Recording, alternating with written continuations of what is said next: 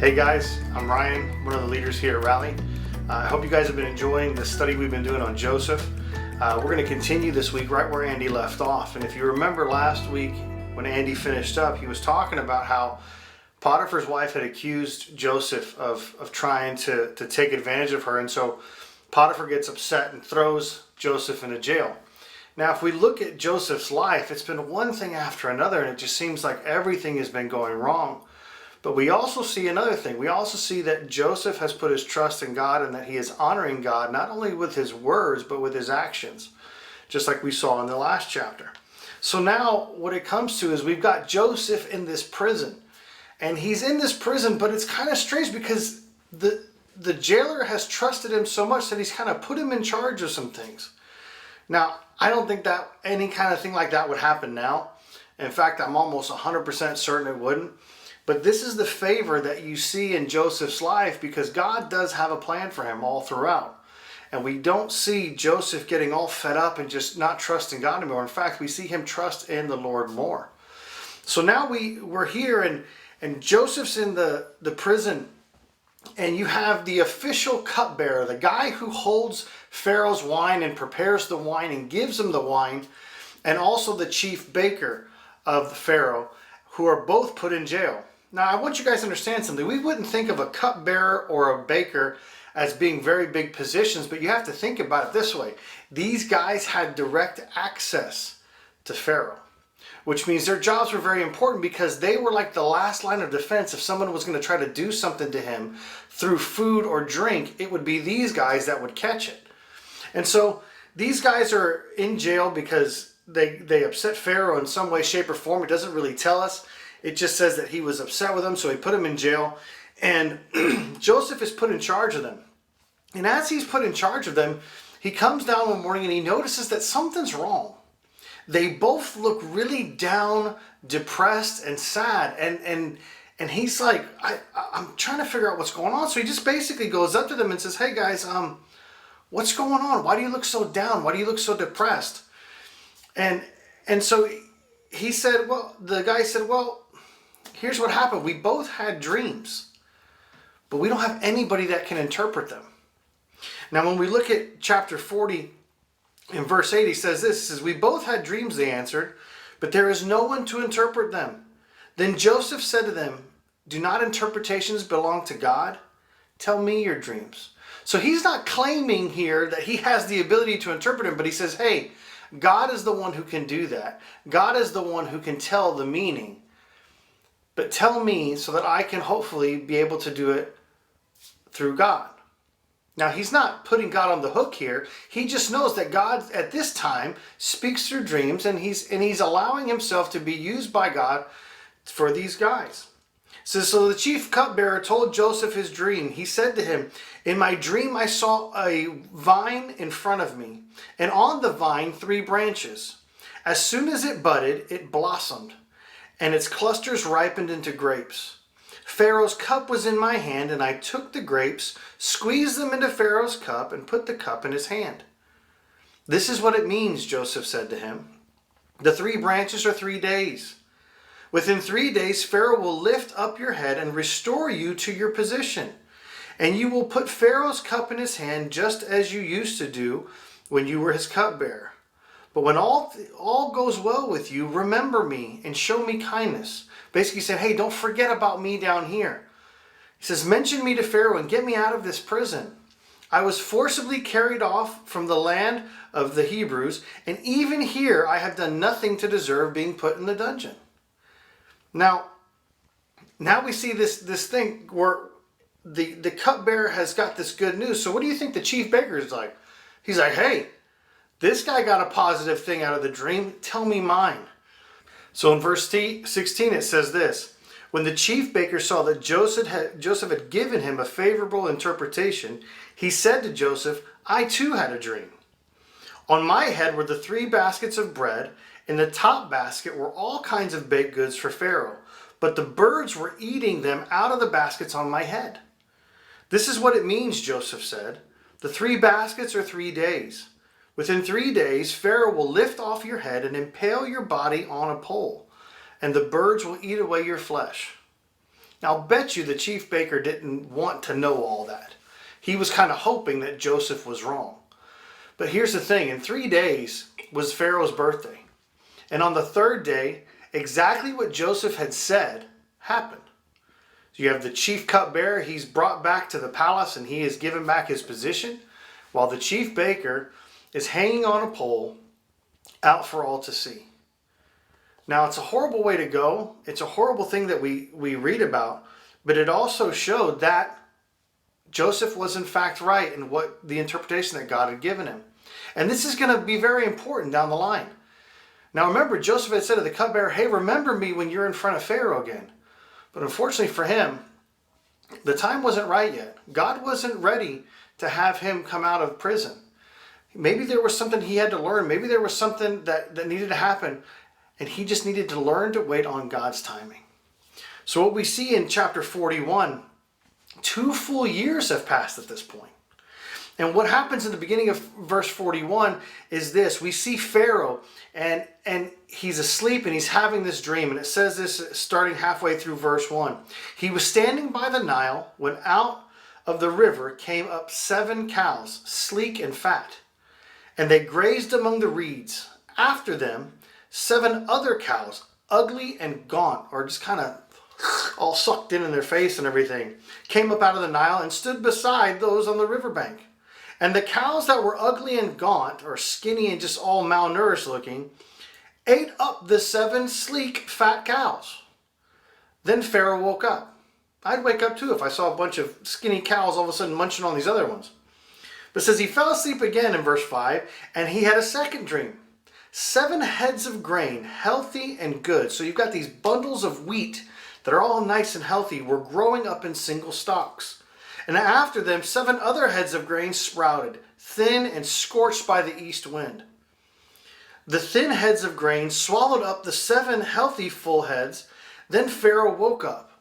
It had been a dream. Now you have to understand something. These were some strange dreams nonetheless. I mean, I'm sure you and I have both had really weird dreams, but Pharaoh knew there was something to these. And so he called all the magicians and all the wise men of the area and said, hey, I need you to come here. I need you to tell me what these dreams mean. Now, do you think anybody was able to do it? No. No one was able to do it in his palace. But that's when all of a sudden the chief cupbearer remembered that he had had a dream one time. And that when he had this dream, there was a young Hebrew guy who was able to interpret it.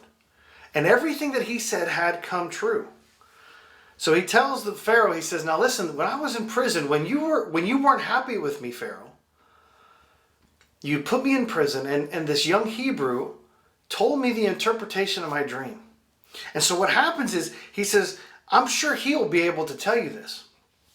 So Pharaoh sends for Joseph. Well, let me ask you a question. First off, if you get called to the palace by the king, and you're coming out of a prison, do you think they're just going to leave you looking all raggedy and shabby and dirty and everything? No. So they made Joseph clean himself up. First thing they did was they made him shave his face. They made him clean his hair. They made him put on different clothes. And as he goes in, Pharaoh says this to Joseph in verse 15. He said, I had a dream and no one can interpret it, but I have heard it said of you that when you hear a dream, you can interpret it. He says, I cannot do it. Joseph replied to Pharaoh, but God will give Pharaoh the answer he desires. Once again, the attention could have gone directly to Joseph, but he says, no. It's God that's the one that can do this, not me. And so Pharaoh goes through and he begins to tell him his dream. And he tells him about the fat cows that came out of the Nile and the skinny ones that were all malnourished and how they eat them. And then he says, okay, and that was the first one. Then the second one, you have these big heads of wheat and they're all nice and healthy. And then these skinny heads of wheat, just eat them too. Which, let's be honest, these are some weird things. But Joseph says this, you know what, Pharaoh? This is a good thing. Because what God is doing, he's trying to tell you what's coming. He said in the next few years, or in the coming years, you're going to have 7 years of plenty. That's what the big healthy cows, the big fat cows, and the big healthy heads of grain were. These are representing these 7 years of plenty that Egypt will enjoy. You'll have more than you can even contain. He goes, but then there's going to be 7 horrible years of famine. So bad that you're actually going to forget about the good years. And God is trying to tell you, this is what's coming. And Joseph doesn't stop there. He says, now listen, what you need to do now is this. You need to find somebody who's discerning and wise and put them in charge.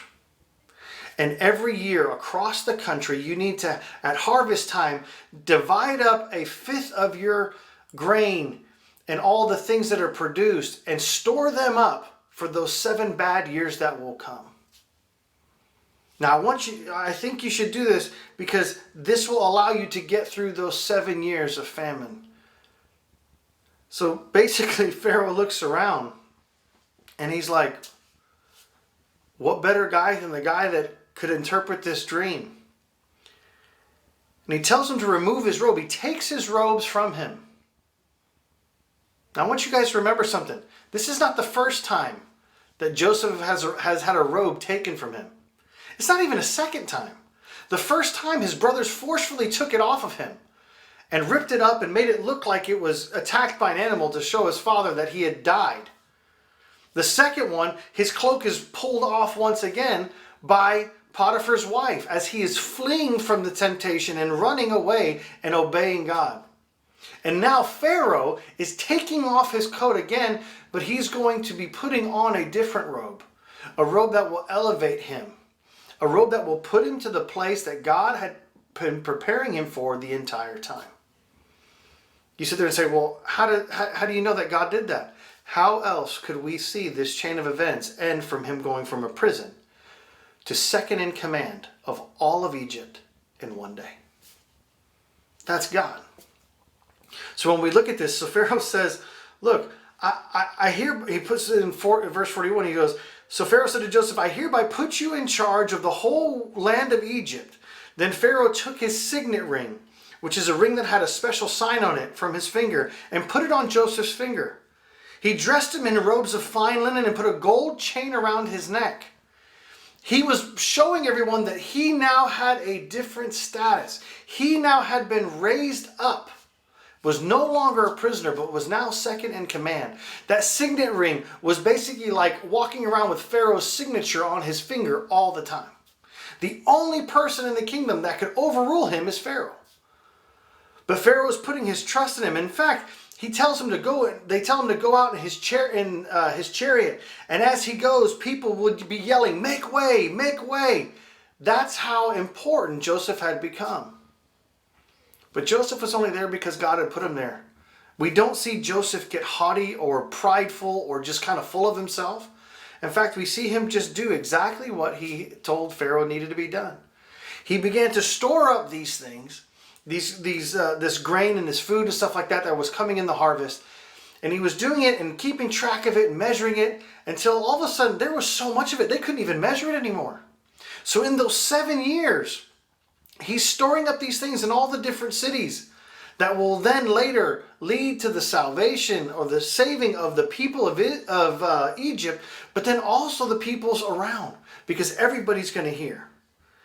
Not only that, but you know what? He also gives Joseph a wife. And his wife during this time gives him 2 sons. One is named Manasseh and one is named Ephraim. Now Manasseh, he named him Manasseh. It says, "It is because God made me forget all my trouble and all my father's household." And Ephraim, he named him that. It says, "Because it is because God made me fruitful in the land of my suffering." He recognized that God had a plan for him all the way through. Now, as this happens, he's in a very, very important position. But he recognizes that God is the one who put him there. It wasn't Pharaoh. It wasn't himself. Only God could be the one who had put him in that place. Now, I know there's times in life where we feel like everything is going wrong. And we would love to believe that everything is going to be going great if we believe in God. Never says that in the Bible. It never says we're guaranteed a pain-free existence or everything's going to go our way. You actually hear some people say, oh, you know what? If you become a Christian, God just wants you to be healthy. He wants you to be rich. And He wants you to have all the blessings of the world. No, because what that does is that says that it's all about us. But Joseph kept saying, no, it's all about God. He's the one who's done these things. Now, if we follow Christ as our Savior, it does mean one thing, that He will give us His best. He wants our lives to point to Him, just like Joseph did. Time and time again, his decisions and his actions pointed to God. And when he has these two sons, all of a sudden he can see in front of him the evidence of God's plan all throughout this time. He knew that God was in control. He knew that God had His hands on his life. Now next week we'll get to see exactly what it is that God uses him to do in a very, very cool way, but in a way that would probably shock a lot of people.